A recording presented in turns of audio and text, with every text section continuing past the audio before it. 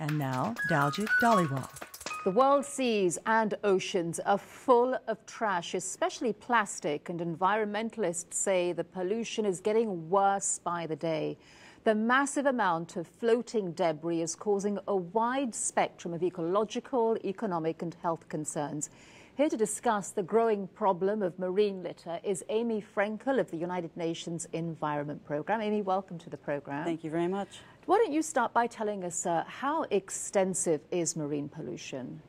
Well, marine debris, or litter, as we sometimes call it, is extensive. It is global. It's absolutely a worldwide issue. And we are working on this issue. We've been working for years to try to both quantify the amount of debris in the oceans, the sources, and what can be done to address this problem. And are all of our coasts more or less affected? Again, it's truly global. So, for example, here in the U.S., on the West Coast, Hawaii and California and others are impacted by litter and trash and nets and plastic that comes thousands and thousands of miles away. So it's not something that can be handled by one country alone. And where is most of this litter coming from? I mean, how closely is it related to our activities on land? About 80% of marine litter is estimated to come from land-based sources. So those include things like cigarette butts and plastic bottles, plastic bags, literally anything that comes from human activity can end up in the oceans. It can come through, for example, dumps that are located along coastlines, or sewage that gets untreated, just gets pumped right into the water. And, you know, the ocean, many people don't think of it as part of the environment, and it's been viewed for so long as just a dumping ground. The fact is, it doesn't disappear, and plastics in particular are very long-lasting. Talk a little bit about what kind of impact or what kind of damage this is doing to the ocean's ecosystems. Yeah, absolutely. As you said, the impacts are not just on the oceans, but on the human economy, because these kinds of first, there's so much trash that gets piled up, if you will.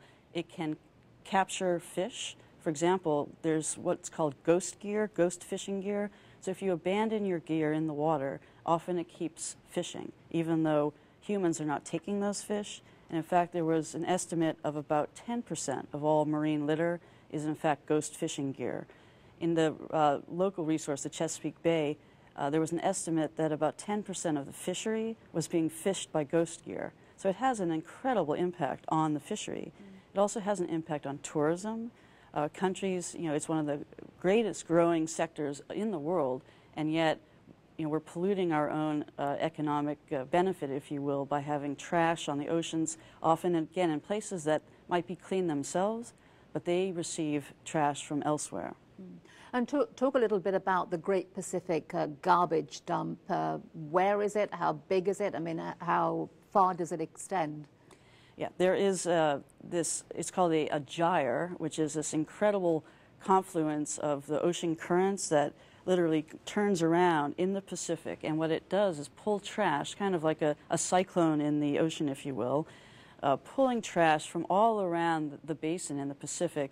And it ends up impacting certain areas where it just gets, again, sort of compiled and released. And Hawaii, in fact, is one of those areas. And just by way of one statistic, last year there's an annual cleanup that takes place around the world with our partner, the Ocean Conservancy.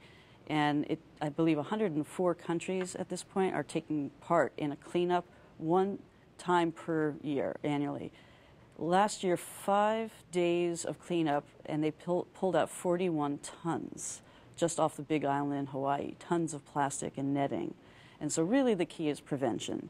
I mean, we can do so much to clean up, but the key is to stop it from getting in the ocean in the first place. And what is the Pacific threat from plastic? I heard something about something like 46 pieces of plastic being pulled out from animals that are getting trapped in there, whether they're albatrosses or sea turtles or other marine animals. Can you talk a little bit about what is this doing to the wildlife? Yes, there's some very sad stories to tell about the impacts on wildlife, and there's some pretty horrific images that are out there that I've seen, and And albatross is a great example, and many endangered species are a great example. So the albatross, which is a pelagic bird, it just lives out on the water. It comes to nest and it feeds its young plastic because it mistakes plastic often for food. And so there's some pretty horrific evidence and photos of baby albatross just dying because they're being fed by their mothers plastic as opposed to food. And the plastic isn't biodegradable, so all it does is it sort of breaks off into much smaller and smaller pieces and tends to sort of accumulate over time. Is that part of the problem in terms of cleaning it up, or it's never going to... I mean, if we stop making plastic tomorrow, would this remedy the problem? It would certainly remedy it over time. I think if we can stop putting plastic into the oceans, and not just plastic, but plastic is certainly the most long-lived, that will solve the problem over time because we can clean it up. There is, again, this very successful effort out there which is phenomenal because it engages just citizens out there who want to make their homes clean and to address their own economic issues. Local fishermen who don't want this there, costs them a lot in damage and their livelihoods. So I am optimistic that we can do something about this, but do we need to rethink our relationship as consumers to plastic? I think reducing the number of plastic bottles that we use will certainly help because just stopping our behavior in terms of can we find some other way to have fresh water. We did used to do without plastic bottles. In fact, another statistic from this period of 1989 to 2007, just again 1 day per year, found 7 million small plastic bottles. What are the laws in terms of who governs what, who looks after the oceans? I mean, who are particular countries kind of responsible for their stretch of coastline? How do you go around sort of to quantify this? Yeah, it's a complicated issue because, as I mentioned, 80% of trash in the ocean comes from land-based sources, and there are no international treaties on trash, if you will, from the land. What we have in the UN Environment Program is a program on land-based sources, which is a voluntary initiative, and it's based on sort of each regional seas, and each country is to sign up really to its goals for managing its trash to prevent this from going into the water. The other side of the coin is from ships, the sea-based sources of pollution, and there are treaties out there, but again, there's been many recommendations to strengthen those treaties, to make sure there's no loopholes, to give economic incentives, for example, for fishermen to bring their nets back to shore.